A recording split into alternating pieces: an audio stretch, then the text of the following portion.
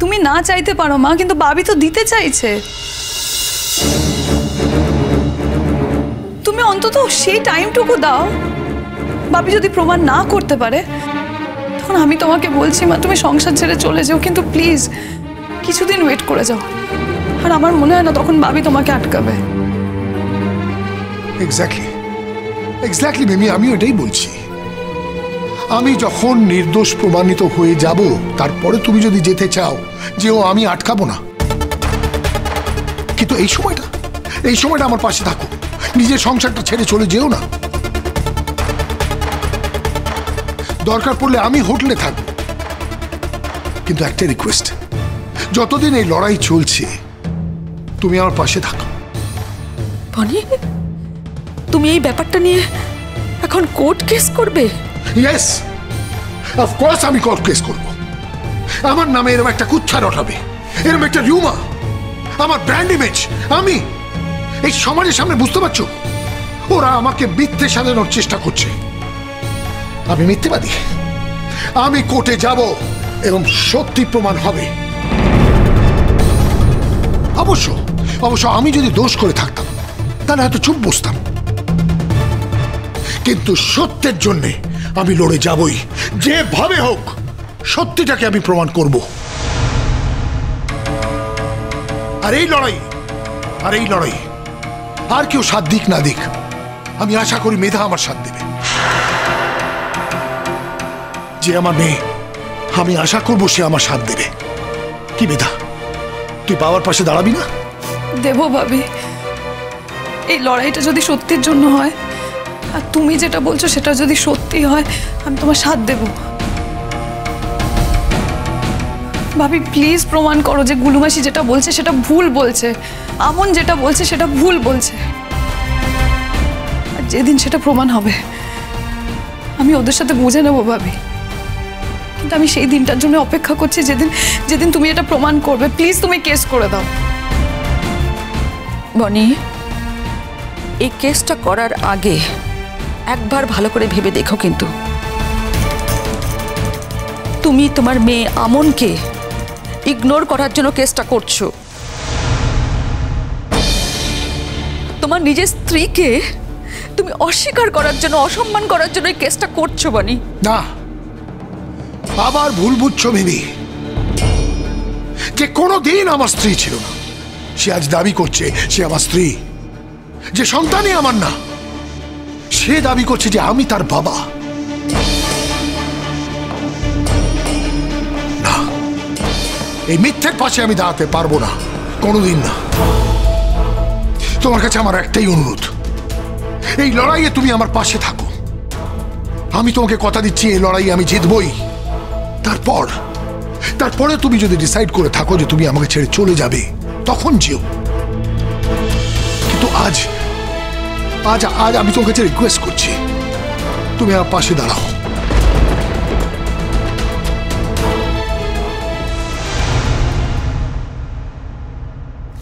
নমস্কার সাংবাদিক বন্ধুরা, আজকে আমি আপনাদের এখানে ডেকেছি একটা কথা বলার লিখকে।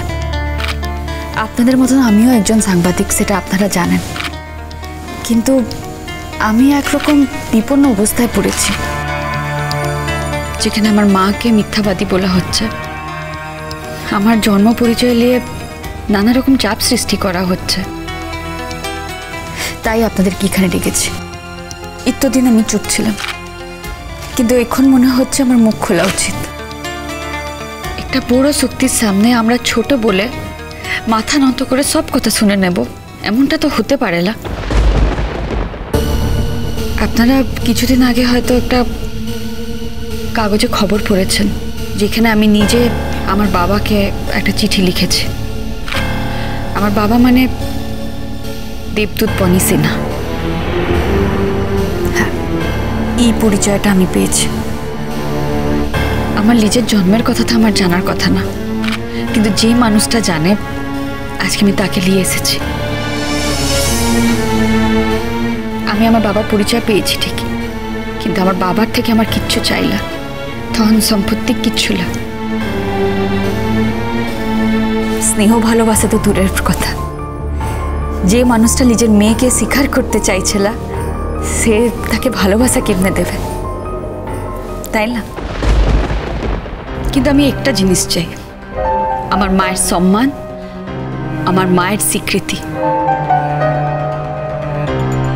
আমার বাবার সাথে আমার মায়ের বিয়ে হয়েছিল, আর সেই বিয়ার পর আমার জন্ম হয়েছে।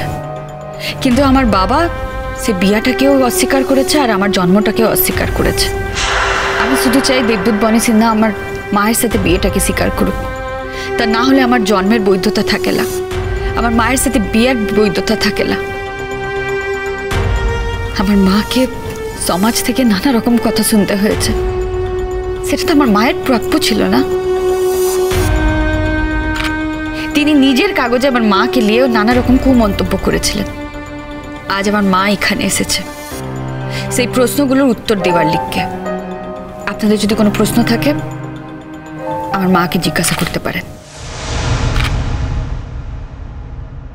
ম্যাডাম, আপনি একজন বিশিষ্ট মানুষ, শিক্ষাক্ষেত্রে আপনার অবদান অনস্বীকার্য। ইতিপূর্বে আপনি বঞ্চিত মেয়েদের নিয়ে বেশ কিছু কাজ করেছেন, যা স্বর্ণাক্ষরে লেখা আছে। এই অবস্থায় আমার প্রশ্ন হচ্ছে যে আপনি একজন মেয়ে হিসেবে বঞ্চিত মেয়েদের নিয়ে কাজ করছেন, মেয়ে হিসেবে আপনি কি ততটাই বঞ্চিত?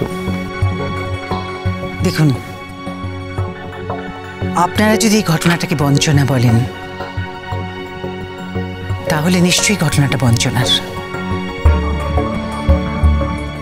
কিন্তু যেহেতু আমি নিজে চাকরি করি, আমি একজন স্বাবলম্বী মানুষ, জীবনে বহু মানুষ দেখার অভিজ্ঞতা আমার হয়েছে, আমি অনেক বঞ্চিত মেয়েদের নিয়ে কাজ করেছি। তাই আমার মনে হয় যে আমার দুঃখের চেয়ে অন্য অনেক বঞ্চিত মেয়েদের দুঃখ অনেক বেশি। তবে হ্যাঁ, সেই অর্থে আমার মেয়ে কিন্তু সত্যিই বঞ্চিত। একজন মানুষকে যখন তার বাবা স্বীকার করেন না, একজন সন্তানকে যখন তার পিতা স্বীকার করেন না, তার থেকে দুঃখজনক তো আর কিছু হতে পারে না। ম্যাম, আমি একটা কথা স্পষ্ট করে জানতে চাই যে আপনাদের এই বিয়েটা ঠিক কিভাবে হয়েছিল?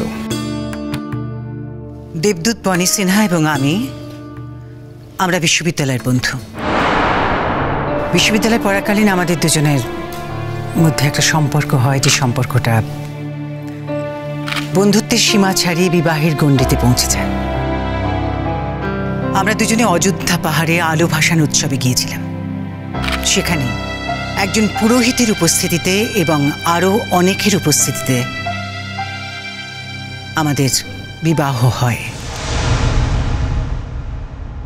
যদিও আমাদের সমাজ সেই বিয়েটা বিয়ে বলে মেনে নেবে কিনা আমি জানি না। যেহেতু প্রথামাফিক বিয়ে আমাদের হয়নি, কিন্তু অগ্নি সাক্ষী করে সেই রাতে আমরা পরস্পরকে স্বামী স্ত্রী হিসেবে গ্রহণ করেছিলাম। আজ আমার আপনাদেরকেও বলতে দ্বিধা নেই, সেদিন সেই অযোধ্যা পাহাড়ে আলো ভাসানের উৎসবের সেই রাতে আমাদের ফুলশয্যা হয়েছিল।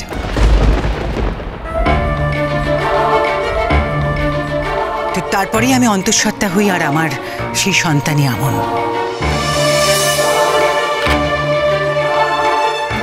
ম্যাম, আপনি আপনার সন্তান সম্ভাবনার কথা তখন দেবদূত বনি সিনহাকে বলেননি? বলার সুযোগ পাইনি, কারণ সে আলো ভাসান উৎসব থেকে ফিরেই আমি লক্ষ্য করলাম আমারই একজন ঘনিষ্ঠ, আমার বোনের মতন, আমার প্রতিবেশী নৃত্যশিল্পী মিমির সঙ্গে বনি জড়িয়ে পড়েছে। দেখুন, হয়তো সেই ভালোবাসাটা খুব একটা গভীর ছিল না, হয়তো বনির মোহই ছিল, কিন্তু সেদিন সেই বয়সে দাঁড়িয়ে আমার জীবনে প্রথমবার মনে হয়েছিল যে আমার মতন বঞ্চিত বোধহয় এই পৃথিবীতে আর কেউ নেই। আমি নিজেই তার কিছুদিনের মধ্যে ওদের দুজনের বিয়ে দিয়ে দিই। আমার নিজের সন্তান সম্ভাবনার কথা আমার বনিকে আর বলা হয়নি। সেটাই ছিল বনির প্রতি আমার অভিমানের প্রকাশ। আর তারপর তো আমি 1 বছরের জন্য আড়ালে চলে যাই, শুধুমাত্র আমনকে এই পৃথিবীতে আনবো বলে। ম্যাম,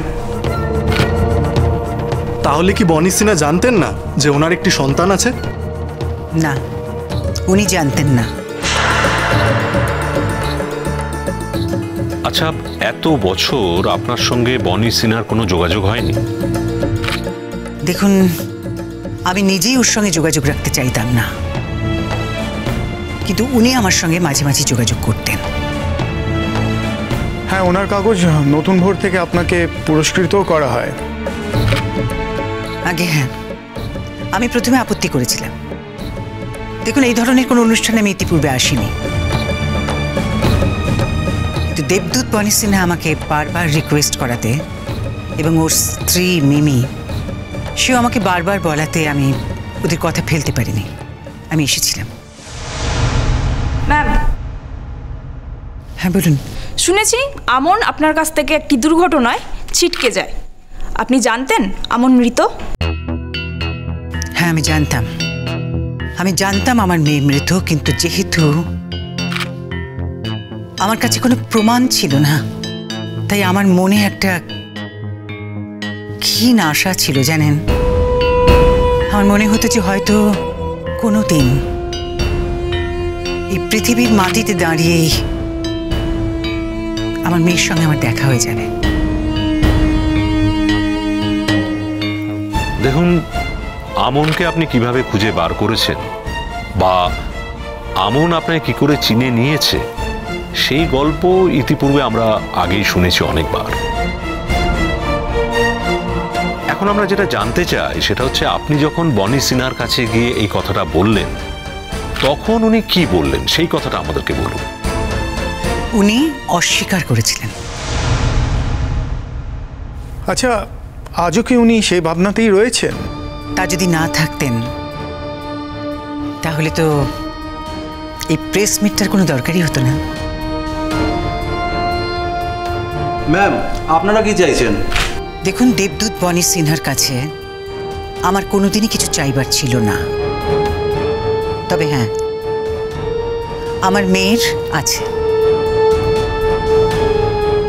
আমার মেয়ে আমাদের বিয়ের স্বীকৃতি চায়, ওর জন্মের স্বীকারোক্তি চায়, ব্যাস এইটুকু। এছাড়া দেবদূত বনি সিনহার কাছে আমাদের চাইবার আর কিচ্ছু নেই। আমি চাকরি করি, অর্থের প্রয়োজনে বনির কাছে আমার মেয়ের যাওয়ার কোনো প্রয়োজন নেই। আর দেবদূত বনি সিনহার অগাধ সম্পত্তিতে আমার মেয়ের কোনো আকাঙ্ক্ষা নেই, কোনো উৎসাহই নেই। দেখুন, আমন খুব স্ট্রাগল করে বড় হয়েছে, এমনকি আমার প্রাচুর্যেরও কিছুই ও পায়নি, তাই ও এসবের তোয়াক্কাই করে না। আমাদের আর কি বা চাওয়ার আছে দেবদূত বনি সিনহার কাছে? আমরা শুধু চাইছি যে ও বিয়েটা স্বীকার করে নিয়ে আমাকে একটা ডিভোর্স দিয়ে দিক, তাহলে আমনের জন্মটা স্বীকৃতি পায়, বৈধতা পায়। আমন ছোট থেকে, বললাম না, অনেক স্ট্রাগল করেছে, অনেক রকমের কথা শুনে বড় হয়েছে, এমনকি একটা পদবি পর্যন্ত ওর জোটেনি। কিন্তু আজ যখন আমনের সত্যি সত্যি একটা পদবি হয়েছে, সত্যি সত্যি ওর যখন জন্মের একটা পরিচয় আছে, তখন এইটুকু দাবি ও কেন করবে না বলুন তো? অনেক ধন্যবাদ আপনাকে। আমন, আমি তোমার কাছ থেকে জানতে চাইছি তুমি ঠিক কি চাও দেবদূত বনি সিনহার কাছ থেকে? দেখুন, যা বলার আমার মা তো বলেই দিয়েছে। দেবদূত বনি সিনহার কাছে আমাদের শুধু একটাই দাবি, সে আমার মাকে স্বীকার করে লিখ, সে আমার জন্মটা স্বীকার করে লিখ, ব্যাস। দরকার পড়লে সে ডিএনএ টেস্ট করিয়ে আমার জন্ম স্বীকার করুক, বা আমার মায়ের মুখের কথা বিশ্বাস করে স্বীকার করুক, সেটা তার যেটাতে সুবিধা হয় সেটা বিশ্বাস করেই স্বীকারটা করুক। কিন্তু যেটা সত্যি সেটা তো তাকে স্বীকার করতেই হবে। বিয়েটা স্বীকার করতে হবে না, কারণ ডিভোর্সটা দিলে বিয়েটা স্বীকার হয়ে যাবে। আসলে আমরা একটা লড়াই করছি, আমরা চাই আমার বাবা আমার মাকে ডিভোর্স দিয়ে দিক, কারণ সেটা করলে আমার মায়ের সম্মানটা থেকে যাবে। আমন, যদি ধরো তিনি এই বিষয়ে রাজি না হন, তিনি বলেছেন তিনি নাই কোর্টে যাবেন। উনি যেখানেই যান আমাদের কোনো আপত্তি নাই, কারণ আমরা তো সত্যিটা জানি। হ্যাঁ, উনি হয়তো কোর্টে গিয়ে এটা সত্যি না সেটা প্রমাণ করার চেষ্টা করবেন, সেটা করার চেষ্টা করুন। আমাদের কাছে তো প্রমাণ আছে যে এটা সত্যি, আমরা আমাদের প্রমাণ নিয়ে কোর্টে হাজির হব। আর কোর্টে গেলে উনি হারবেন, সেটা ওনার পক্ষে আরো লজ্জাজনক হবে, তাই না? এক্সকিউজ মি, একটা কোয়েশ্চেন ছিল। দেবদূত বনি সিনহা, যে কিনা আমাদের কাছে এত সম্মানীয় ব্যক্তি, তাকে নিয়ে আপনারা অনেক টাইপের কথাবার্তা বলেছেন, খবরের কাগজে বিভিন্ন ধরনের তাকে ছোট করেছেন। তো আপনাদের তো এটা ব্যক্তিগত সমস্যা, আপনারা ব্যক্তিগতভাবে কি এটা মেটাতে পারতেন না? দেখুন, আপনি যদি খবরের কাগজগুলো মন দিয়ে পড়ে থাকেন, নিয়ম করে যদি পড়ে থাকেন, তাহলে আপনি এটাও জানবেন যে আমার মা কিছু কম সম্মানীয় ব্যক্তি না। এবং আমার মাকে নিয়ে যখন খারাপ খারাপ কথা লেখা হয়েছিল, আমার মাকে নানা রকম প্রশ্নের মুখোমুখি হতে হয়েছিল, তখন কিন্তু আপনাদের কোনো অসুবিধা হয় নাই। আজ যখন দেবদূত বনি সিনহাকে সেই প্রশ্নের মুখোমুখি হতে হচ্ছে, সেটাতেও আপনাদের অসুবিধা হওয়ার কথা না। আর ঘরের কিচ্ছাকে বাইরে আনলো কে? আমরা তো আনিনি, এনেছে দেবদূত বনি সিনহা। আমার মা তো এত বছর ধরে এই কথাটা জানতো, কিন্তু আমার মা তো কিছু জানায়নি। ইচ্ছে করলে সে তার সংসার ধ্বংস করে দিতে পারতো, কিন্তু সে করেনি। আমি সত্যিটা জানতে চেয়েছি বলে আমার মা আমার বাবার নামটা দিতে বাধ্য হয়েছে, তা না হলে সে কাউকে কোনোদিন কিছুই বলেনি। আর আমি যখন একবার শুনেছি, আমার মনে হয়েছে যে মায়ের এই অপমানের বদলা আমাকে নিতেই হবে। সে আমার মাকে অপমান করেছে, অসম্মান করেছে, আমার মাকে চরিত্রহীন বলেছে, কিন্তু আসলে তো আমার মা তা নয়। উনি আসলে আমার মাকে বিয়ে করেছিলেন, কিন্তু সেটা বলার সৎসাহস তার নাই। তার সৎসাহস না থাকতে পারে, কিন্তু আমাদের সৎসাহসের অভাব নাই। আশা করছি আপনারা সকলে আমার কথা বুঝতে পেরেছেন। ধন্যবাদ।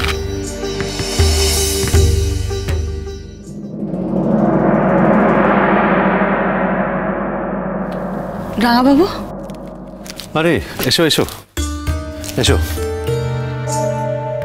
আমাকে তো আজ যেতেই দিলে না তুমি। আজকে তোমার প্রেস মিট ছিল। তো ওখানে গিয়ে কি করতিস? তাছাড়া এটা আমার একার লড়াই, শুধু শুধু নিজেকে জড়াসলাম। আর মিধা দিদি তো তোর বন্ধু হয়, এই ব্যবসাটাও ওর সাথে করিস।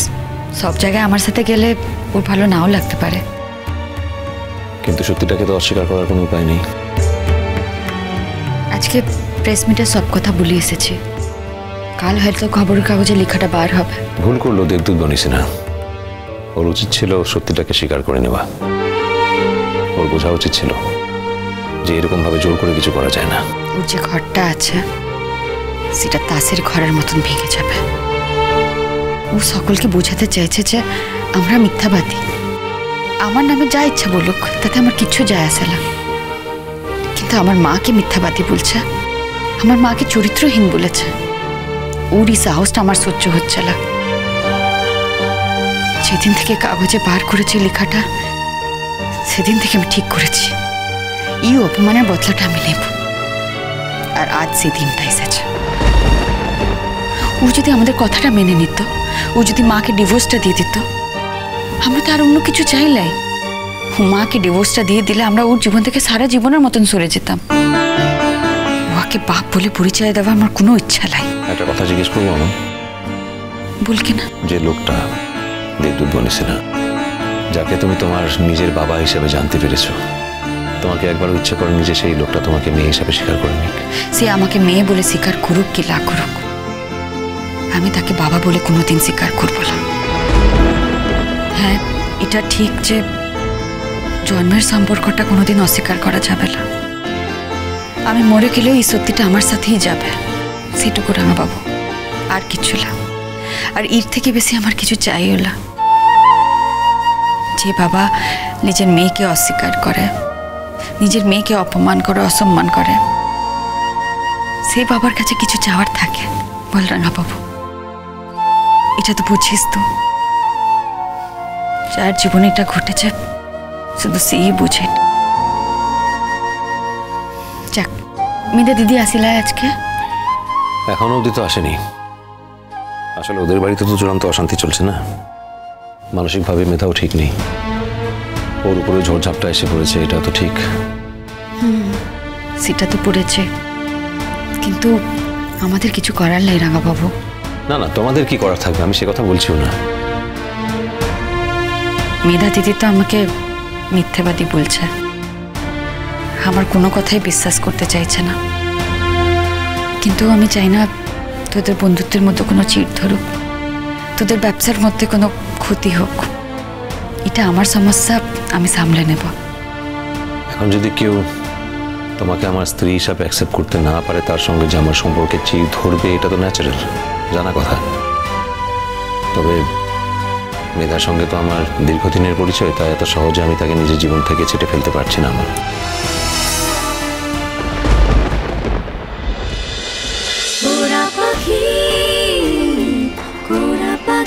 চলো চলো চলো চলো চলো পাল্টাই।